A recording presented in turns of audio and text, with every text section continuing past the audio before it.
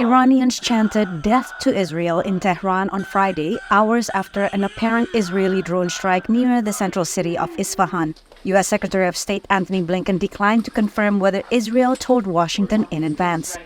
I'm not going to speak to that, except to say that the United States has not been involved in any offensive operations.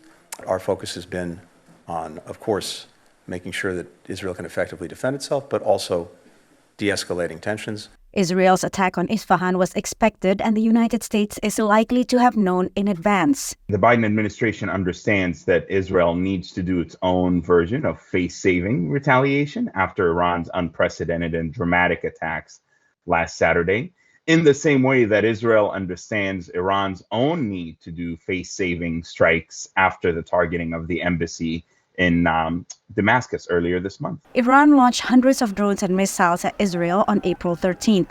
The attack showed the country's power, said Iranian President Ibrahim Raisi Friday, without mentioning Israel's counterattack.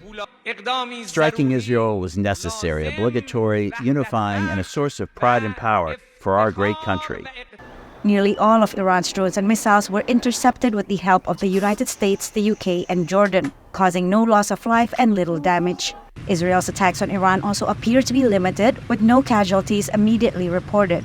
World leaders say enough is absolutely necessary, that the region stays stable and that all sides refrain from further action. Both sides appear willing to avoid further escalation, at least for now. Maybe what will happen in the next phase is that Iran and then Israel will go back to what has been their shadow war, which is attacks through terror attacks, proxy groups, and also assassinations that Israel has conducted against nuclear scientists. So I think that's probably the best case scenario. The worst case scenario is that it becomes an open conflagration, one that draws in Hezbollah in Lebanon. The back-and-forth fire further inflames a region already on edge over Israel's war against Hamas, an Iran proxy in Gaza.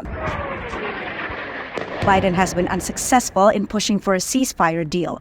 Over the weekend, Hamas raised new demands, throwing talks into disarray. Patsy, Widakuswara, viewing news at the White House.